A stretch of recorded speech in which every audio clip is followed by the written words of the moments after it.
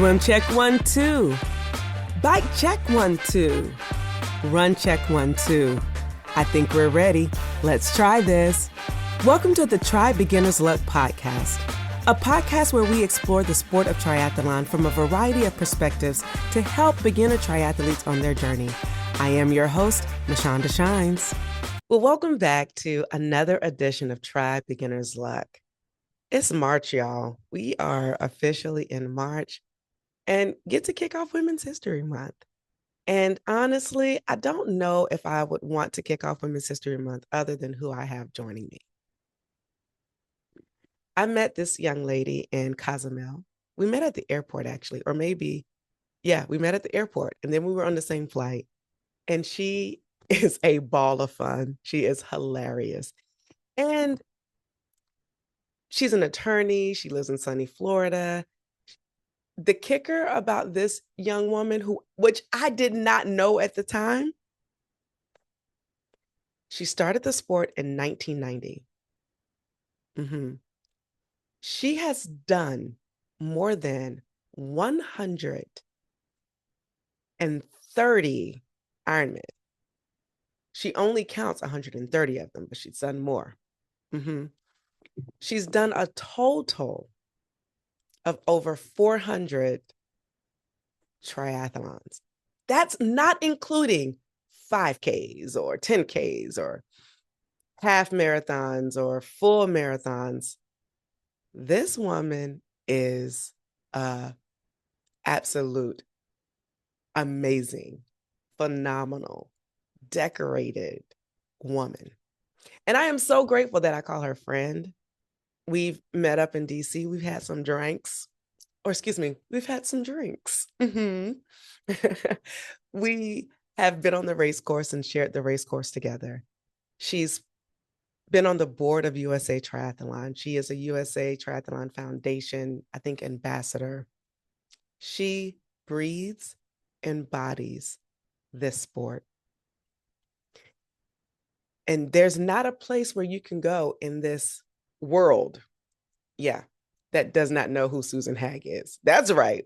Susan Haag, ladies and gentlemen, is at Try Beginner's Luck, and I am so honored to welcome my friend to the podcast. Welcome to the podcast, Susan. How you doing today? I am doing fantastic, and I'm doing even better now because I'm talking to my friend. Hey, friend. So I am excited to see you and to speak with you and all of your listeners. Yes. I mean, Susan, like when we met in the airport, I don't think I knew who you were, but you were so kind. And we chatted, we exchanged numbers. You have a very vibrant and just immediately attract people in. And so people just want to be around you. And I appreciate that. And you will fight for some folks. You don't mess around with the people who you care about. If somebody's doing somebody's wrong, you better believe Susan is there. And maybe that's the lawyer in her. She's like, I'm fighting for justice. I'm fighting for folks. But I appreciate that about you. And I just want to say thank you for your voice and who you are in this sport and making it friendly. Because some people who have a similar resume, he's as friendly. And so I think you are one who's like, I want this sport to continue to grow. I want to see this sport do well. And I love it so much that this is my offering back to what the sport has given me so much. So thank you. I mean, and that is true. You're welcome. You're very welcome. So let's get started. Don't be getting shy on me, Susan, because you are not shy. I'm You're not. welcome. And nothing, we having a conversation. This is girlfriends chatting. I want to get into, I just want to start at the beginning, honestly, because I'm going to be learning a lot about you for the first time. Like I know post, like Susan in her, heyday. Like I want to know who Susan was in her heyday. 1990. Take us back. I'd like to think I'm still in my heyday. Well, that's true. That's true. But what I'm saying is like, back in the day when you were just starting out. Your eyes were still bushy. You didn't know much about the sport. I want to know Susan in 1990. Take us back to that, Susan. And you will laugh because I want to start you a little further back because I don't know that I consider myself still an athlete. I consider myself a non-athlete, but I recognize I've done lots of athletic endeavors. But when I was in high school, we moved from Louisville, Kentucky, that is not surrounded by beaches and palm trees, to sunny Jacksonville, Florida.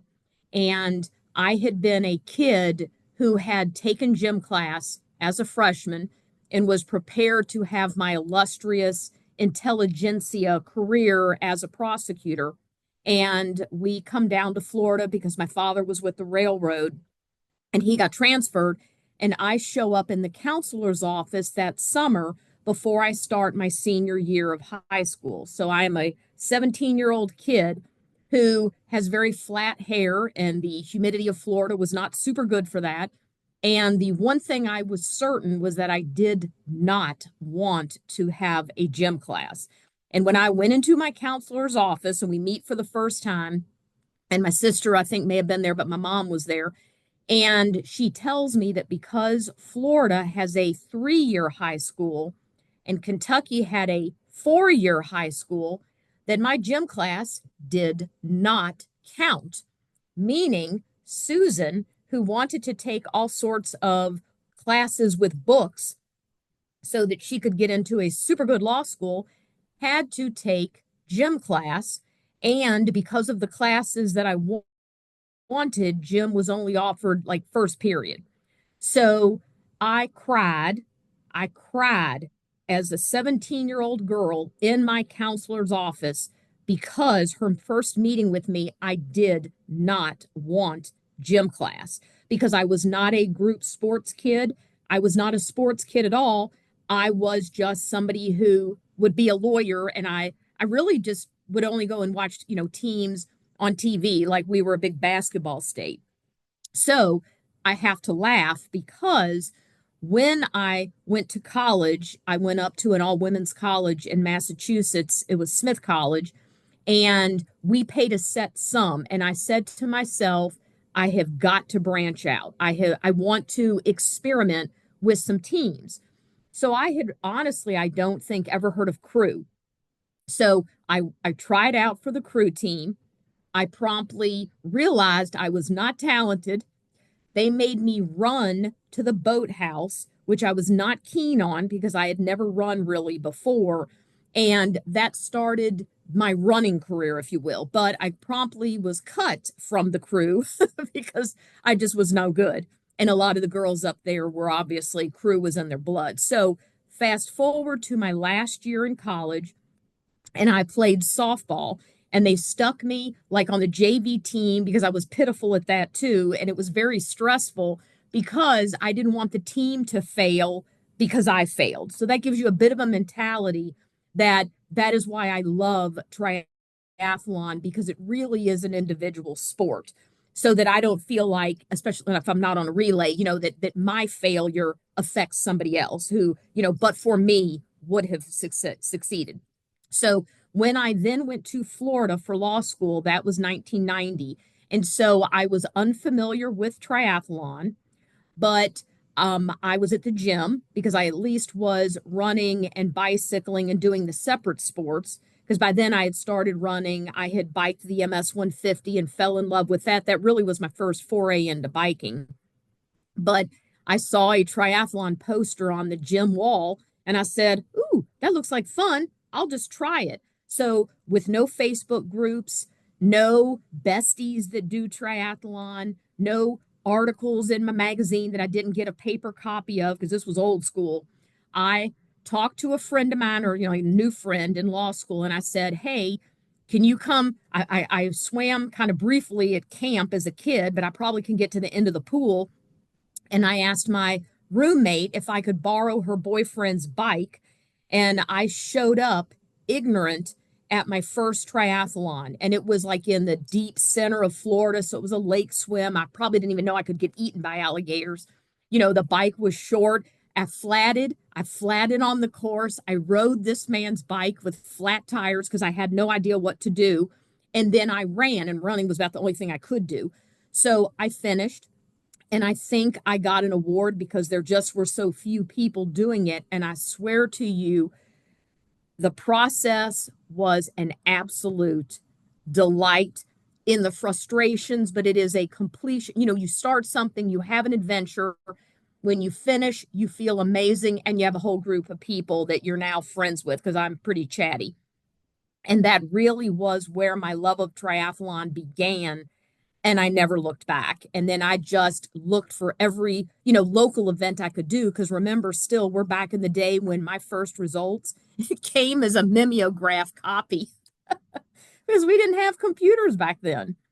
So you found stuff by what was like, what do your friends know? And then you'd go to their event and somebody would give you a flyer and you're like, oh, there's one in Tampa. So because obviously of Florida, we could race all year round. So I was very lucky, but that's how it all started. That was bright-eyed, bushy-tailed Susan. Wow, Susan. So your first, you didn't even want to, wow, you gave us so much there, from not wanting to work out and, crying to your counselor, to wanting to do something where you didn't disappoint others and you wanted to do something for yourself.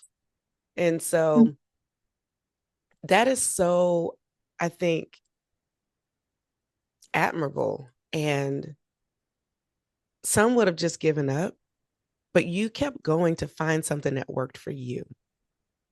And you have not stopped trying since, literally trying. So Because I love to try. come on, I love to try too. Although the process of trying could be very challenging, you Yes, know, I agree with you fully. the process can be very challenging, and it can make you want to quit, because if you have bad days and you feel like, oh, I'm not good at this, but there's seasons, I'm learning. And you're going to have some really good seasons of try. If you stick with it, you're going to have some meh seasons. And then you're going to have some straight, yeah, some straight. And I'm also Yeah. discovering about the sport is you may have a not so good start, but that doesn't mean that your ending won't be good. So they used to, well, when I was going through, my challenges of, my first DNF, they're like, look, if you race long enough, you're going to get a DNF. And if you're not racing long enough, you something is wrong. So the thing is, over the course of how many ever races, you've probably done the ebbs and flows, been with, there's been great seasons, seasons of highs, seasons of lows. But I appreciate that you found something that worked for you when all of the other team sports did not. And so for someone who's out there who team sports weren't your jam, but you want to do something, come on over to try. We got you. We got you. Mhm.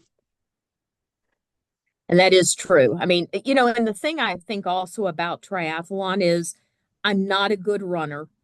I'm a better cyclist. I enjoy cycling, and I'm a horrific swimmer. I mean, I'm not, I'm not a natural except maybe a little bit in biking. But I think that's why triathlon appeals to me because you don't have to be a rock star in every sport. And in fact, you don't even have to be good in any of the three sports. You just got to stick to it. So I want people to not give up because they're not a swimmer, or give up because they're not a good biker, or give up because, frankly, I use the Galloway method. And so when I'm doing my marathon, if you walk fast, people walk faster than I run, which is tragic, but it's just an opportunity, to get out there and just excel in general. You don't have to be a rock star. You just can excel, because where you excel really is right here. Because as we all know, you can give up. It's real easy to quit. And I've done it myself and I've disappointed myself. But I mean, the mind is a muscle. And I think you got to work that one out. And sometimes I think that's my jam. I got my mind muscle is better than my three physical muscles. And so because I can stick to it and I can accept with some tears defeat, if you want to call it that, I'm good at triathlon. I love that. I've never heard it, being spoken about in that way. And to your point, some people run faster than I walk too, or walk faster than I run as well. And it's okay. Like, party in the back. Hey, do a little Mm-hmm. snake party in the back. Hey. That's where the fun happens, actually. I think, you know, okay, all stuff aside, you have the people, and I honestly, I love watching the people who take the sport so seriously. It is a joy to watch them because I'm like, I don't want to do that. But I enjoy the people who are like in the back, the middle of the packers in the back, because they have a good time and the course is lit with different people. I mean, you literally, when you leave a race, you come back. If you come to a race by yourself, you're guaranteed to leave a race with two or three people that you now can call friend. It's that type of energy out there on that course. But to your point, going back to the mindset, Susan, the mental part of this sport, actually the training of the sport, it's not even the race, because the race is the party. The mental part and the mental fortitude is the journey. And I I agree. think you race long enough, the journey will change who you are to allow your mind to be strong. That's what I've encountered over the last couple of years. Like, I've had some pretty sucky years, and this has been my first 10 years of the sport, and it hasn't been great. Started off only able to do one sport, one race a year for like 5 years, and then able to do a little bit more. But some of those races really sucked. But every race, I felt better and had more confidence. And it really changed That me. is, Like, I, tell us about, oh, go ahead. What were you about to say? oh, no, I mean, I agree with you. I think that's a very valid point. And I mean, I think maybe the people that know me really well, so I don't want to come off and have people think that I'm the greatest trainer in the world. Because what I try to tell people, and I'm not a coach, so I mean nothing against anything, but I'm speaking more to those people who I really believe I mean, everybody deserves a spot on that triathlon course. And when I started, there were men and there were some people who believed I had no place on that Ironman course because I didn't take it as seriously and that I didn't excel to be my very best at every moment on that course. And I agreed and felt kind of bad about myself for a couple of times because I felt like back then when you would go to sign up in that day, the race would sell out. So if I got a spot, I kept arguably someone who was training and who was more skilled at the sport than I was. And so I was so grateful pretty soon when races didn't sell out. And that way that people like me, your more average athlete who can get on the course and can finish, deserved a shot at it and not just those who are, and I'll just make like little Olympians. I mean, people that are really talented. But I think that that's what I love is we do grow with confidence. However, I don't train as hard as some people do. And sometimes I think people train too much and when they train too much, I think that impacts their brain to where they may feel like, oh my gosh, I'm going to fail because I'm exhausted. So you'll hear people say, oh, if you get sick right before the race, take it easy on yourself. You've put in the miles. And like you said, make the race a play day you know but to your point, training is very, very important. You need to feel confident when you go on that you've trained the body up to that distance. But if we're talking more with sprints, you don't have to necessarily kill yourself with training. You still can, with the proper tools, come onto the course and enjoy it for you. The race is for you. And that's what I tell people. When you get out there, don't be frightened. a little bit of fright maybe is good, but you get out there and it's your day. You enjoy yourself and don't make anybody else feel bad because they're doing 7 minute miles and you're walking it, or you went really hard on the bike like me, because that's my favorite part. And then I have to walk the whole thing because I'm exhausted. So, but I do agree that confidence is something, and it is about the journey. And if you think about it, the race is a journey. It really is. It really is. Um, you touched on something, and it being Women's History Month and a lot of things that are kind of shaking out in our current society. You alluded to not being really welcomed back in the day, in the 90s on the race course. And, things are getting a little better. It's, a little better. They're not probably like they were in the 90s, but how have you navigated through that? And how do you encourage women and maybe those who don't fit the majority? How do you encourage them, you know, on the sport or in the sport? And I have to say, I think for social media purposes, that's one of the things that I've been so enthusiastic that when I was on USA Triathlon, we didn't have that. So at least I was able to make the comparison for when you showed up at a race, you didn't have the ability to know these people ahead of time. You didn't have the opportunity to sit in a Facebook group for the 6 months leading up to these longer races. So you sort of had built in friends, even that you've never met, but you had corresponded with over Facebook. You had people that knew what was going on that could help the beginners. And so I'd show up. I didn't know what shoe was cool. I didn't know if I was cool. I didn't know if I was using the right equipment. So I think that one of the ways that we have navigated and I think in such a powerful way is we've gone from an inability to move beyond our little geographical region unless you're traveling for a race, but you come in and you already know people.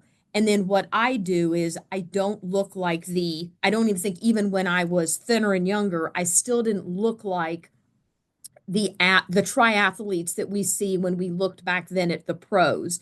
And so what I do when I arrive is I usually offer, and sometimes I do it via the Facebook page, but I'll say, hey, if there is anybody on here that's a beginner or anybody that's traveling alone, I will make myself available and and this was when I thought of like the little beginners clinic. I mean, I will be here and you guys can come and meet me, and we can talk about anything you want to know that you didn't feel comfortable about, or bring your friends. You can give people my phone number. I'll be glad to talk with them prior to arrival about my way, which isn't the right way, but at least you get an idea and you can choose, because I at least know what else is out there for nutrition, you know and the types of gear you might need, or do you want to wear bike shorts while you're running, kind of thing. Do you wear underwear? Do you use chamois cream? Do I need a wetsuit? And I have also, and I did this once at Great Floridian because it is a smallish iron distance race.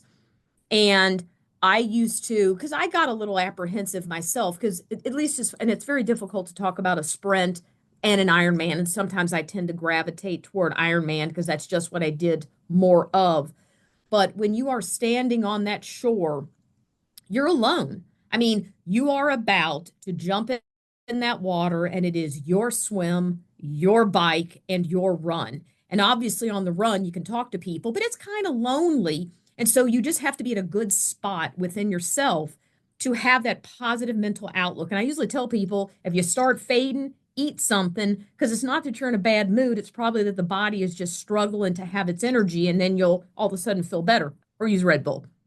But when I use one time I said, when I'm standing at the edge of that water, it's a little terrifying sometimes. But it's mostly about I'm going to kind of be alone in a sea of people.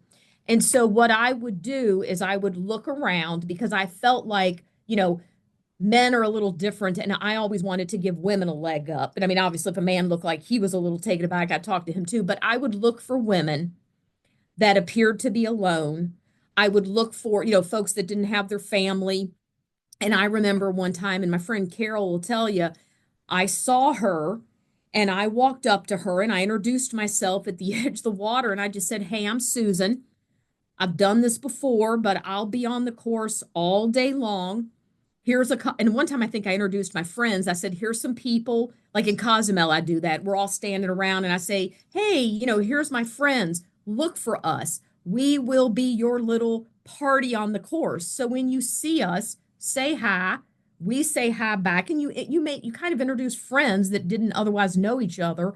Then it made them feel more comfortable. Like they're like, I'm here. I didn't know anybody, but now I know people. And so she and I have remained friends to this day. And I think several women have told me, you don't know how much of a difference that made because I was alone. I was kind of doing it for me. I wanted to come and do this. I didn't want to bring my family. My family couldn't come. I was alone. I was a little frightened. And you're like a ready-made friend. And so I've stayed friends with those folks on Facebook. And so you're right about that it's hard nowadays to come to a course and not leave with people you didn't know. And then you find out those are some of your bestest friends because they are people with common interests and they know the struggles that come with living in general and the struggles on the course. That part, because there's some struggles, there's some very dark moments, and I think that's on any course. You could be on a sprint course and have a crazy moment, especially if, depending on the conditions, like just because a lot of times when people get to this particular podcast, I do try to do a good job of getting a range of guests who has an expansive uh, portfolio of races, not just veering to one type of race or another. Because I think whenever you do a triathlon, regardless if it's a super sprint or it's long course,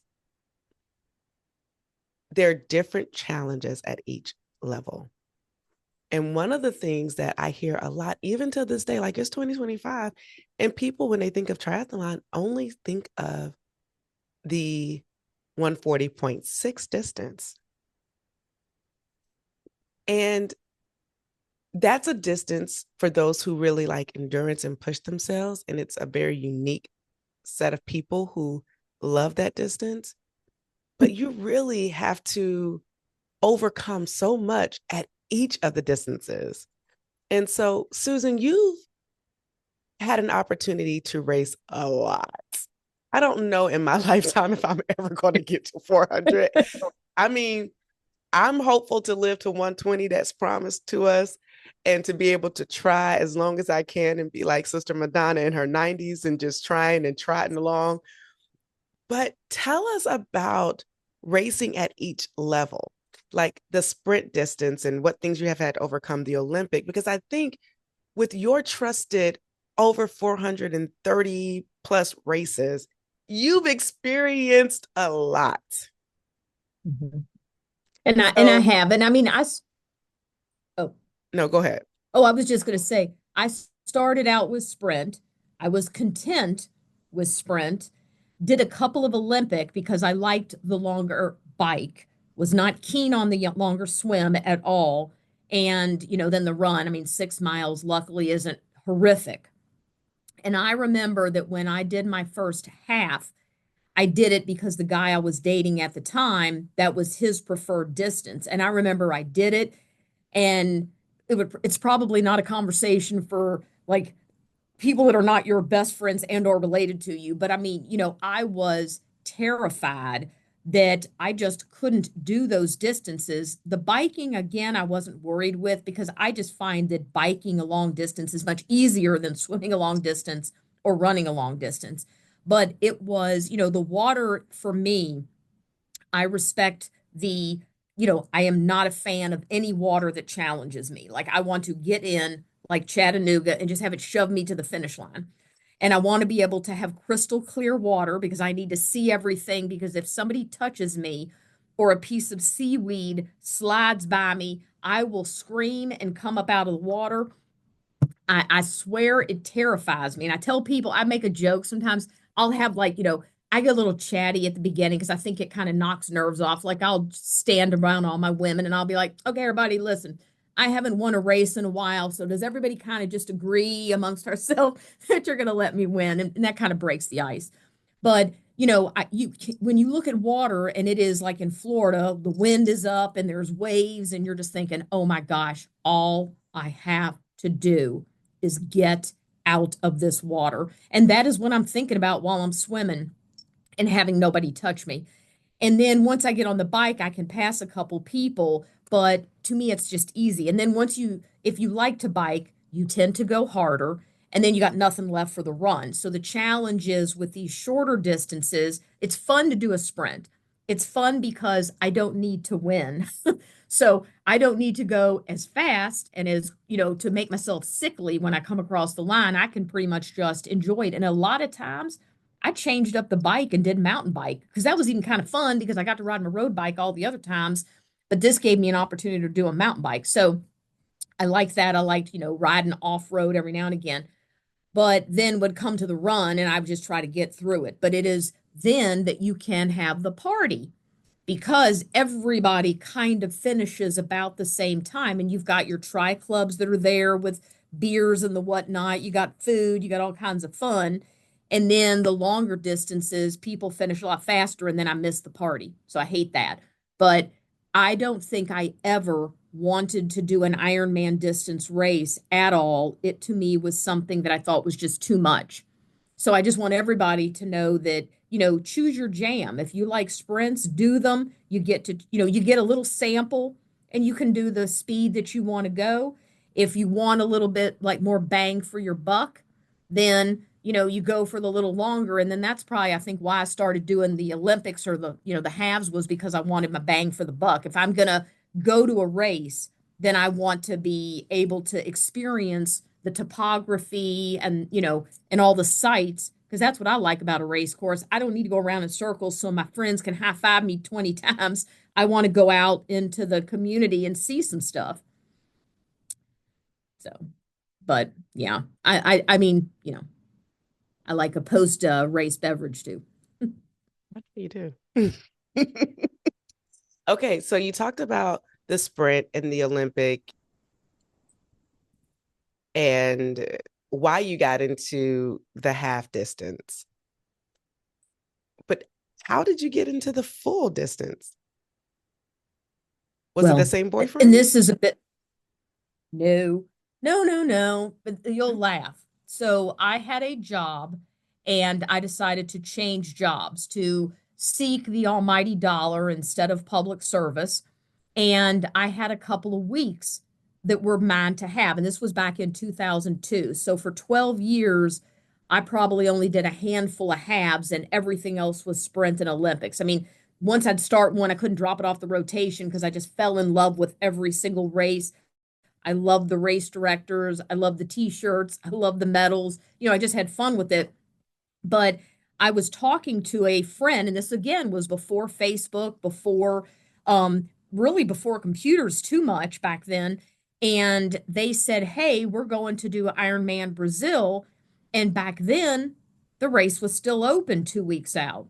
So they said, look, we've got a hotel. You can stay on our floor. Don't worry about that. And we'll tell you, but why don't you just come and join us? And I swear to you, I said, I think that sounds like a fine idea. So I signed up for my first Ironman with 2 weeks notice. So I had I'd swum that far a couple of times in my life because I did the swim around Key West as a team, but I mean, I am not a swimmer. So I said to myself, I have 2 weeks to play to get ready. I will go to my gym and I will swim a mile every night because if I can swim a mile, I'm sure I can swim 2.4. I don't know why I thought that was doable back then. I was already a century rider. So I said, if I can bike 100, I can go 12 more. And then I said, I've run, I think, one marathon. And I said, if I can run a marathon, I can probably walk. I just have to walk really, really fast if I get tired. So without giving it any more thought than that, I paid my entry fee. I bought my plane tickets. And then my friend said, you need a visa. And I said, I need a what? because I had a passport. He goes, "You need a visa." I said, "Okay, that's a problem." I had to drive to Miami, and I promised, although this cannot be made public, Wait, wait, I wait. promised the poor man. Wait, wait, wait. Tell me off air because this is going to be public unless you want to talk to the Oh, folks. I'm teasing. Okay. Yeah, no, I'm teasing. But I called and I said, "Hey, can we get a visa overnight?" Or, what do I do? They're like, "Ma'am, that's not how this works." And I said, "Well, I'm in a bit of a pickle because I've purchased my plane tickets and I need to be on that plane. What do I need to do?" And he said, "Ma'am, you can drive to Miami, which is like a 6-hour journey. You can be at our front door at I guess at the embassy, and you can be the first one in." And I figured that because at the time I was a prosecutor, there should be nothing holding up my passage to the visa. And I joked and I said, "Well, man, I'd be so happy I'd have your first child," or something ridiculous. So I got in, yes, I got in the car. My friend drove me to Miami at like 2 in the morning. I am the first person outside the embassy doors when they open, and I walk in, and the man started talking, and I said, "Yeah, haha, I think I told someone that I would have their child." And he's like, "Oh my gosh, that was you." So apparently I was famous. And they go, "You know what? Why don't you just go get some lunch and come back at the end of the day, and you may very well have your visa ready." So luckily, I'm sure it was probably possible that it just wasn't done. So then I had my handy dandy little visa, and I hopped on a plane. I didn't even know the weather. That was something I didn't even know to think about. So I show up in all these little tiny outfits, and it's their winter time in May. I did not know that. So, yep. So I ended up, you'll laugh because I think my friends made fun of me because I didn't really know what to do. So they told me to carry a fanny pack and a camera. So when I did my race, not the swim part, but I had a camera for the run, and I would take photographs, and it was those little disposables because that's all you had back then. And so I took photographs while on the course. I had a rainbow at the swim start. I had just a spectacular, beautiful bike ride. And then I talked with, and I didn't speak Portuguese. So the kids that came out, a kid was on a horse. And there's pictures of me with the kid on the horse because he was there at the race. And, I said, "Can I take your picture? Like, can I pantomime photograph?" And then there was a kid that rode his bicycle when I was running, and he took photographs of me. I jumped in with the volunteers. We have photographs. And I tell you what, that is the reason I am hooked on Ironman, because when I finished that, it was such an amazingly beautiful, wonderful time that before the year ended, I had done two more that I had found. And that was probably the most trained I was for 5 years. Because then I just started doing them. And then, I would use the sprints and Olympics every weekend to train. So that's why I always encourage people to do it because, it's just this amazing, whether we're successful, and I've had my fair share of tears because, something fails us and what do we do? So, but it's just to get it done on your terms, and finish and wear that finisher stuff proudly. I love it. That's a beautiful first time uh iron distance story, especially with only 2 weeks notice. Yes. I Yep. would recommend do not try that in real life, but you never know. Like sometimes just getting out there and doing it, it could be beginner's luck. Literally, you can have it, and Mhm. then others you can go and try that, and you walk away very disappointed. And so we, this is what I'm learning. Whatever is in the cards and the decks for you is for you. It's already written, and we don't know what order the things will come in, but we have to act and at least explore opportunities as they come. And I appreciate you for jumping in that because that literally has become your calling of some sort. You know, and I'm gonna take it here. And you may not be very spiritual or not. I don't know that this part of your life season, but Mhm. some people are called to pulpits, right?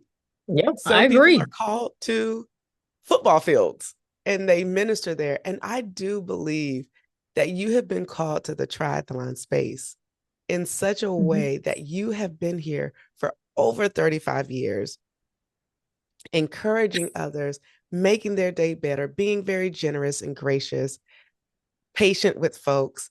Like, this is who you were called to be, Susan.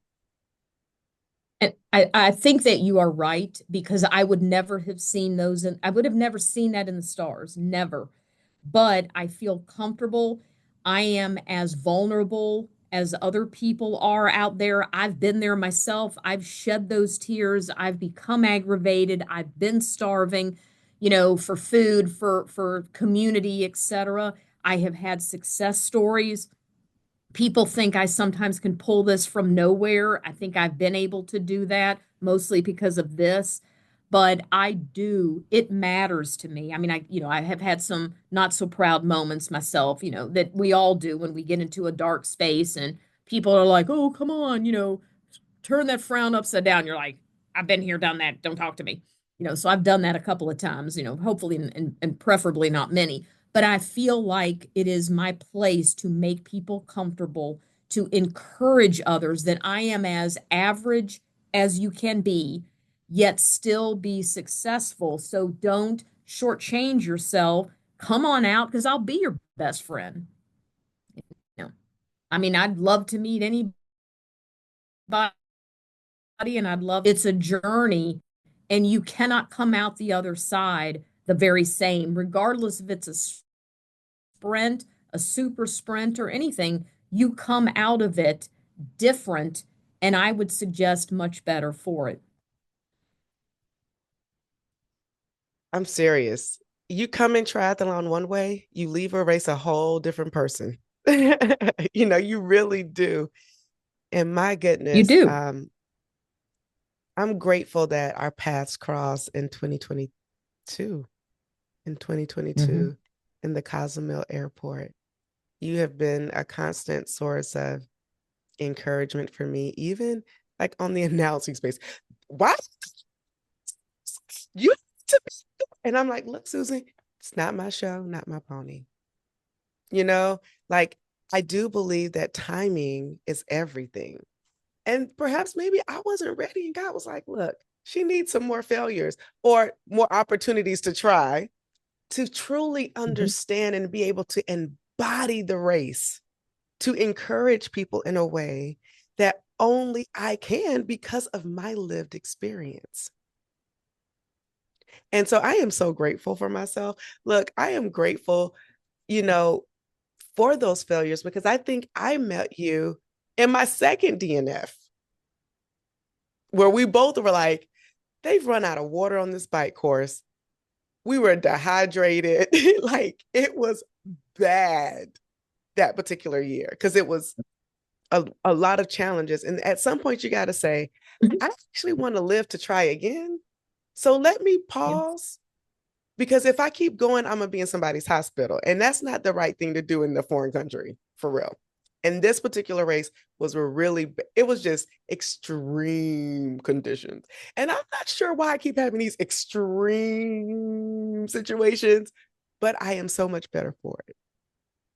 And that's how we were able to bond because I think that was a race where you had, I mean, it was so many of us because the water was taken before some of us could even get to the last water stop and still had like maybe 15 miles to go with no water. It was bad. And then when you got to transition, there was no water there either. It was a bad day. But to be able to persevere even through those extreme circumstances, there's only so much you can do. And people be like, well, tough it out. You didn't do. And that's when I probably have to say F you because you don't know. You know what I'm saying? But Yeah.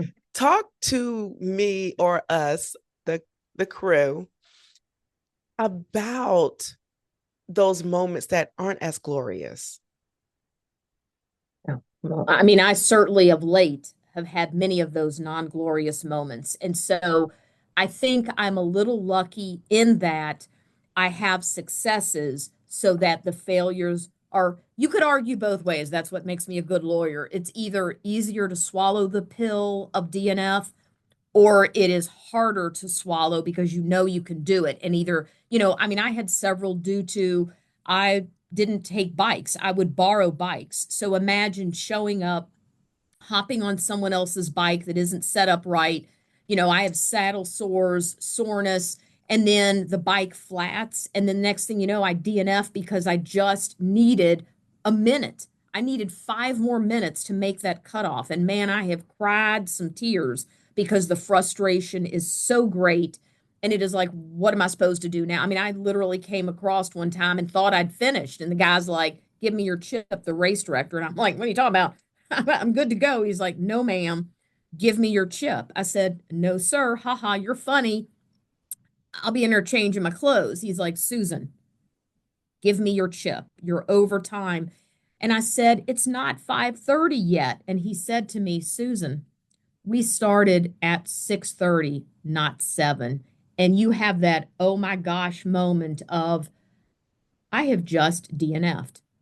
And then I had to cry for a very long period of time in the change tent, but I knew I could run the marathon. And so to give you, and I mean, maybe someone would argue I had no right to be on that race course. Luckily, it was a smaller course. It was Silverman in Las Vegas. It was extremely difficult for me every time I did it.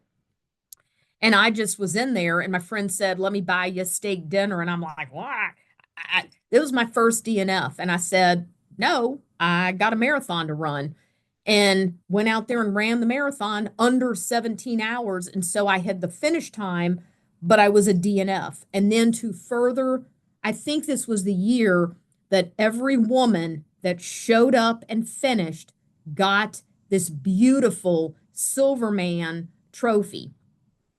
And I did not get one because I was over time, even though I had done the entire 140.6. And I said, can I buy one of those? And he said to me, no. So I said, and that hurt because I thought, here I have done decent and I can't even get the gorgeous little trophy that I want. But that's been dark hours. I mean, it's dark hours when I have been in the water. I did Ironman Florida the year that they had, and I swear to you, I think I was swimming into, like, what do they call that? A riptide. I didn't feel frightened, but I swam. I mean, you did like 27 strokes. You look up and you're like, oh, I'm exactly the same distance from the shore as when I started. And I think I was over time when I looked down and had like a minute to get to the shore, to get to that, and I missed it. What did I do? I went and rode 112 miles because what else was I going to do? Then I at least smartened up and said, okay, I don't need necessarily to run a marathon this time. But it is extremely frustrating. I mean, I have cried. I have had to go away from people. And I'm somebody that when it doesn't go my way, what am I going to do? I mean, it's just out of my control at that point, and I have to stop. I have to rationalize all the things about, well, that's okay, and have that pep talk with myself, and then try to garner the energy to either go eat and have a hamburger and come back to the course and cheer other people in, you know, but it's just to me, the mindset is critical. That when you start to go down that slippery slope, because I have also had that where I'm frustrated, I'm fearful. You just have to have that conversation with yourself and don't get out of the game. You got to stay in the game. You got to eat something. You got to have that pep talk. Or like they say, what is it that failure or quitting is forever? That if you quit, if you choose to walk off that course, you have to live with that because that was your choice, as opposed to you cycle, and then you realize I didn't make it, you know. So as long as you can make peace with your mind and hopefully that the experience was still one of joy, then you'll attack it again. So For sure. For sure. Man, Susan, I've learned so much and I love to hear you talking I know it comes from just literally trying and garnering that experience and filtering it and perfecting it with each time that you get to go out there and do it. Um, in the course of your 400 plus triathlons, because that's the only number we have, because you've done probably close to 1,000 races, including Yes. including running events as well. Um, how have you protected yourself from injury? Probably lack of training. I mean, I say that. So if you know Leslie Battle, I mean, the woman is a freaking power horse. I mean, a powerhouse. She is just incredibly talented, disciplined, gifted. She's just amazing in what she accomplishes. And she is, I mean, it's discipline, certainly. But I used to joke and say that my motto was race fresh, don't train, because I found that, and back in the when I was doing, sprints, I would go to the gym every day after work and I would swim a quarter mile. I would hop on an indoor bike and ride it to make it 10 to 12 miles. And then I would go outside or on the treadmill and run a 5K. And if you think about that, that's a sprint. So I think that you just I tell people this too, especially if you start to get sick. I mean, there's things you can work through on the course. You could have a cramp that you just have to stretch. I've seen men fall out and scream in agony. And then sometimes I'm like, are they overreacting or is that really that painful? You know, or I've seen people, and I myself got very nauseated one time because I had probably not eaten and had anything to drink correctly, or I was coming down with a cold, or who the heck knows. But I tell people, I think we all have that innate ability to know our bodies. So I tell people, don't redline it if you're going to make yourself sick. Don't redline it in the very beginning of the race if you want to finish. I mean, and I tell the beginners especially, when you start to feel something, respect it. And if you need to walk it and PR another day. If you need to pull yourself off that course, which I have done, you pull yourself off that course because, like you said, I don't want to go off in a stretcher. That is to me not that is not a badge of honor in my world. Your body is really your temple. And as much as I would like my temple to have a little better architecture, I just don't have that. And so, I am, Me too, Susan. I I got a want better lot of stuff. architecture too, but we can do that as we keep working out. But we can be like, okay, sorry, just a little. Yeah, I was trying to be, but I could have a little better stability in architecture here. But if you need to walk it off, walk it off. If you need to get off, get off. But if you start to feel sick, I've told people that relentless forward progress, try to move forward. But if you need to sit down, because I have had that where I'm a little nauseated, and I know if I keep walking, Susan don't need to throw up. That is a no-go. Like if I start feeling that, I will stop. I will lay down. I have started the bike when I've not been as fit as I should have been, and I try to ramp it up to how I was. And all of a sudden you get that, the darkened tunnel vision. You start to kind of feel a little lightheaded. And I'm like, I don't want to fall off my bike, veer into traffic, or crash off the side of the road. I will stop. And I have done Ironmans where I have stopped. I have evaluated the area for stickers and or fire ants the best I could.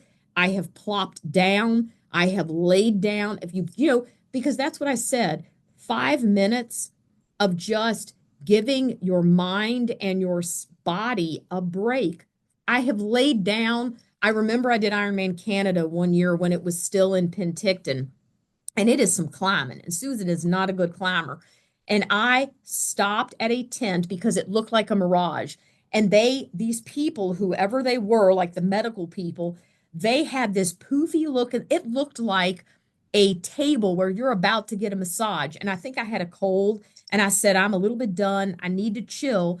And I literally laid down on that poofy white cloud and just said, nobody talk to me. I don't need to make chatter. I just need to lay down, be one with my soul, be one with my heart, find that place where I'm ready to attack again and I was lucky. I mean, not all things work out that way, but I gave myself 10 to 15 minutes.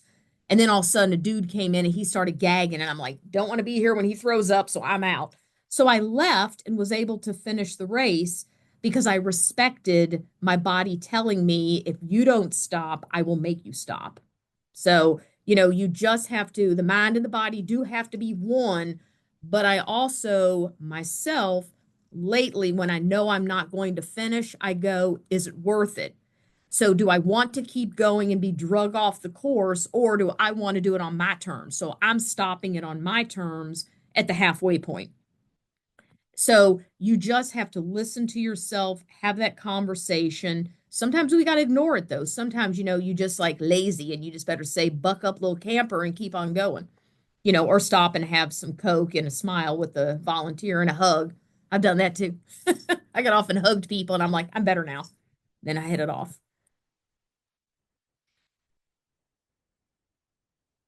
In various ways, you've been doing things on your terms since the beginning. And I believe that's why you're able to do so many and not be subjugated to injury or burnout. Y'all, we should take a page out of Susan Haag's book. Take a page, do it on your own terms. Respect your body. Our bodies are our temples. And, I've had my fair share of not respecting it in other ways, but becoming a triathlete in each of my 10 years of being here, there's been growth in learning how to.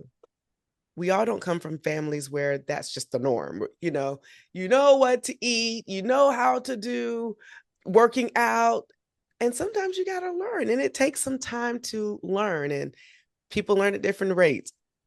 I'm one of those, if at first you don't succeed, dust yourself off and try again. Like, that's been a theme for me. Like, it's okay. However you get it, I think respect your journey, respect how you learn and receive information, and respect how you try.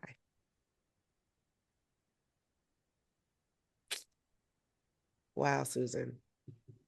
What's on your agenda for this year? Not failing. So I am going to, yeah. So I need some tri buddies for Ironman Ottawa. So I signed up for that one. It's the new race because I love Canada.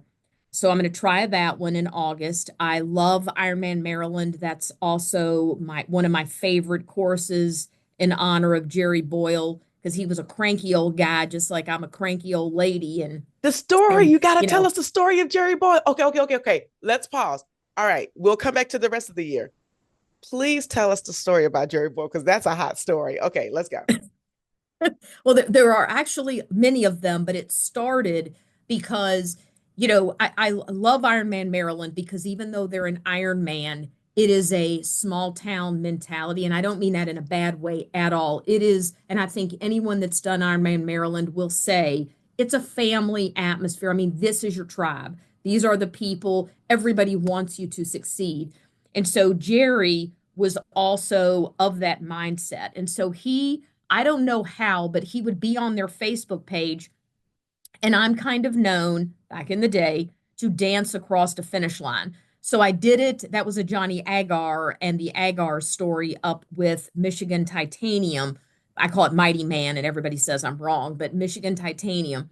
And so I had said to Jerry, so that we don't cheat, make heels available to everybody, men and women alike. And so Jerry, bless his soul, and I still have these conversations. I think he went to the local Goodwill or some sort of entity like that, purchased five of probably the ugliest prom shoes they had in the event, and he put them at the finish line with the theory and made it available because that way it's not cheating if every athlete has an opportunity, to be honest with you, no one's going to put those heels on and be faster than they were. So when I came across to get ready to go into the finish line, I saw no shoes. And I'm like, dang, what happened? It's probably like all good plans go astray. I guess he doesn't have them. It didn't get done, whatever. And so I crossed the finish line. So I danced without shoes. So when I saw him, I'm like, Jerry, you promised. And he goes, Susan, they're over there. And I'm like, no, they're not. So we went back, and so help me, I had to laugh because it is God's way of just saying, I'm right here and I'm going to give you a story. The wind had taken all of the dead leaves off the trees, and they are like in the like right back, and they were covered with leaves. So he showed me, and because it meant the world to me that he had gone to this trouble and that I was very glad I was still, you slow down, like as if you want to go across that finish line looking good, I can spare me 5 minutes. I'm gonna make sure that I feel good. I got some energy left, and I'm gonna work with the crowd or just thank everybody for being there. So I put on every single pair of shoes and danced around and then put the different pair of shoes on because I have told people that even though you think your feet swell and they do, you wouldn't be able to wear your normal shoe, having the heel makes those leg muscles that are tired of running real happy. So it's a whole new ball game. So it is a little painful because sometimes the blisters don't fit in the shoes real good. But I did. I danced in every one of those shoes, thanked him profusely, and then he made sure that we had heels at every finish line, until he passed away, which, was just such a tragedy for everybody that loved Jerry Boyle. So I do that in his honor anytime that I can. And he, remained my friend. He had a great sense of humor, and he used to always say, read the rule book. So that's one thing I can impart. But yes, so he was a joy. So I have Ironman Maryland again. And then I'm debating on Ironman Florida. And then I like it because it's in my backyard and it's not the hardest course ever if the ocean cooperates. But then I think I am signed up for Ironman Cozumel because I have at least towed the start line for every Ironman Cozumel in existence.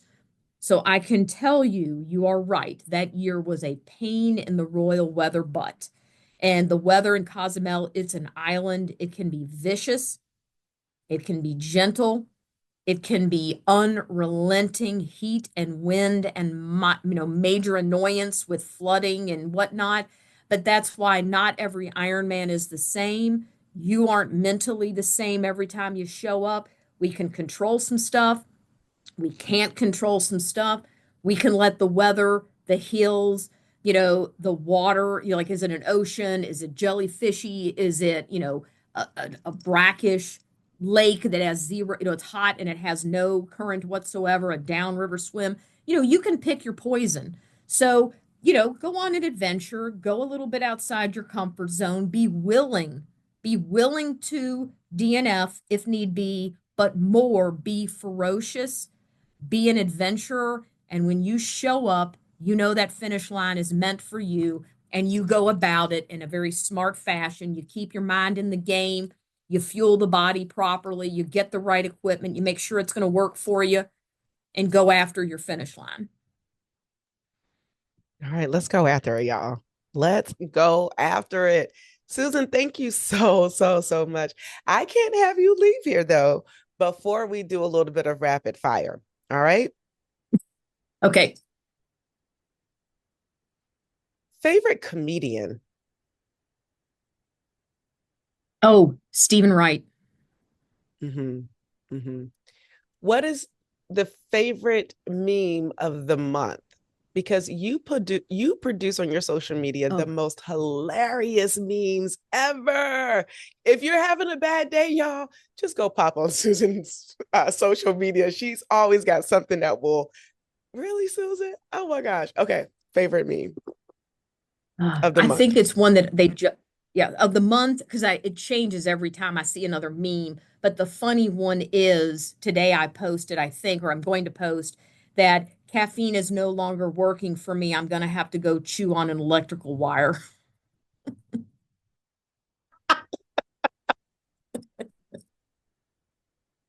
You see what I mean? It's just like Okay, okay, okay. Favorite music artist? Oh, oh man. Ooh, you know what? I really like Brooks and Dunn. Who? Brooks and Dunn country Brooks and music Dunn. Okay. duo that And your favorite song for now. for now? Wait, song? Favorite song? Ooh. Oh, oh man, now that's tough.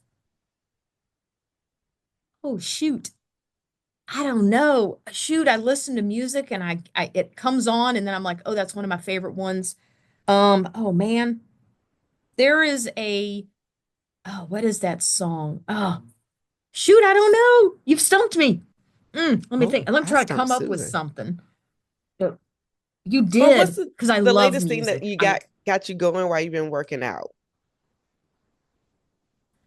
because every time I hear it, I turn it up. Man. I there's a song, well, Pink. I like her a lot. Some of her songs. Pink. There's the one I like, California. I think it's Beyonce, the California, the on the left, the one about the California bed. I know I'm terrible. It's like you put me on the spot. I know you'll laugh. I love John Denver because he's got some good stuff. I Okay. like Blues Traveler. So I don't know. Okay. I No can't even think problem. of something that I've like jammed to lately. It's all good. Gels or real food for race nutrition? Well, you know that when I started, I used hamburgers.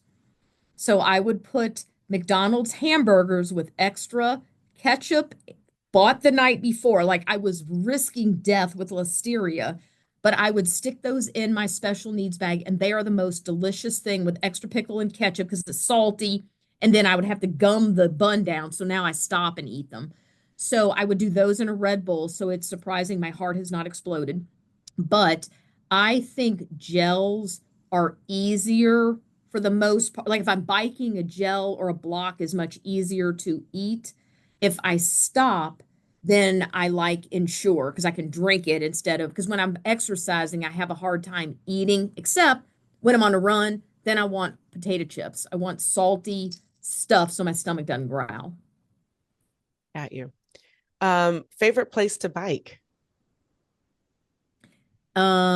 Well, I used to love Ironman Penticton. It had a beautiful course, but if it's something that's available to me, we have A1A that runs from Mickler's down in Ponte Vedra area down to Volano Beach, and it is a wide open road with wide open shoulders, and it's smooth, and there's really only two crosswalks, but you can get a good 12 miles in without having to stop, turn, wait on people, etc. And I like to just put my head down, cycle, get the occasional ocean view off to my left. So that's my favorite spot. Mm. Um, who would be your dream training partner, alive or historical? Ooh, let me see. I would probably, I do read a lot of those articles that pop up on Facebook about people that I didn't know and would Hmm. have liked to have gotten to know, people that have lost their lives prematurely, especially like, athletes who were just amazing. Um, I think I like somebody that is equal to me. Like if I chose someone that would be super fast, like any athlete, then I'd be left in the dust. Um, Shoot, I've always wanted to meet though Prefontaine because I don't know why he sticks out in my mind about somebody who maybe had the kind of attitude towards something, because I need someone that's reasonable. I had a friend tell me one time he was an American marathon holder, and I said, "Will you go running with me?" And he goes, "Susan, it would hurt me to run that slowly." so, so I don't know that I would have a training partner. I'd like go and I'd be like, "Okay, I'll be there in like 3 or 4 hours. Just wait for me." So, Love it. Now, do you pee on the bike or get off and take a proper pee break? oh, child, never. I have never, ever, and I swear, cross my heart, I have never tinkled on my bike. Never, because that is a no-no. Mm-mm. For So some. most of the time though, I don't drink enough and I don't have to go to the bathroom. And there's that part. Well, I'm Susan, thank you dehydrated.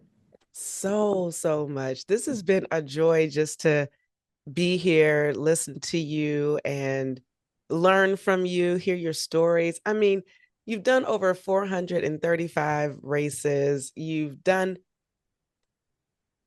finished 130 Ironman races, not counting the rest of the ones that you've done or have told the starting line. I think you mention you told 180 Ironman. No, My mind. Huh? yeah, no, I don't think I've done that many because that would be a super because tragically I think of it as wasted money. That's what kind of annoys me because I feel like I should have gotten my full Ironman experience. But I want to say I probably have DNF'd lately. Like when I started my job again is when I started failing. And I would say failing because, COVID took us out of the constancy of doing stuff that was my training. And then Right. I just don't have the time and I show up far too not trained. But I would say maybe an additional since then, like 10, I don't even want to count them, but probably 10. And I even did not show one that I got sick on, which that was terrible. That was in Ironman, Okay. Florida. I was so sick I didn't even get up. Well, not that many, But but still a lot. So just take that number and add it to the triathlon total of 400 plus. Anyway, she's done it. Glean from her. Happy Women's History Month. Don't forget to leave a review, share it with your friends, and follow us on Instagram, primarily and Facebook. And we just want to hear from you. Who would you like to see on? Hit us up, slide in our DMs. My name is Mashonda Miles, also known as Mashonda Shines. And we have this saying whenever you try beginner's luck, you always win. We're out. Peace. Bye, everybody. Well, I hope so. But let me tell you one thing you didn't know, and if you're interested, when I did I was trying, I had never put a number. I was never going for 50. I was never going for 10. It was just the joy was in the experience. And I went and did like a hits race, and someone said, "Oh my gosh, in your 10 years, you're about to have 50. So try to get the 50 in within your window 10-year anniversary." So I went out to Ironman St. George, which was the year that 300 people DNF'd in the swim, and I was the last person to crawl up on the shore and then promptly fail at the halfway mark. And that has been one of the hardest, that I didn't even think about that, one of my hardest, most moments of utter disbelief, and it was interesting because I was able to flip it on a dime and then just go back, and then I ran with the firemen. But when I came back to Jacksonville, I was kind of despondent because I said, "Oh shoot, there's no more Ironmen I can get in before my 10-year anniversary." So I said, "You know what? I'm going to put on my own Ironman." So I did the Ironman, no, Iron Suit. What would I call it? I called it Iron something Susan Palooza or something like that. And I had friends help me design a course here in Jacksonville, and I was the only athlete that did it. But I had someone kayak in the water. Several of my friends, we swam like from point to point at the ocean. We found a course that we could use, and we did like 3 rotations, and people came and did various parts of it with me. And then we had my friend design within a development that it was not yet completed, but I could run into the night with no need for any traffic enforcement, a marathon. And I had varying people run with me and drive up and serve me my McDonald's. And then my friends made a couple posters. Some kids had come out, and I had all of the, posters and the whatnot, and came across the finish line so that I could complete. So one of my 130 finishes is technically my own designed race course, Susan Mann Iron Palooza. That's what I called it. And I've always wanted to do another one that if I ever had people, so I would challenge anybody. And I think people have done that since now that there's social media, because we didn't have it back then. That, because I think that would have been like 2012. So I don't think we had all that.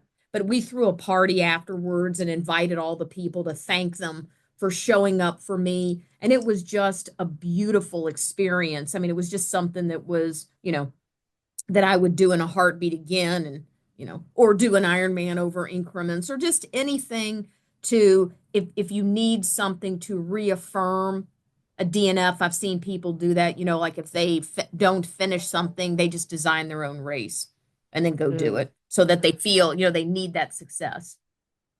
Susan Man, Ironpalooza.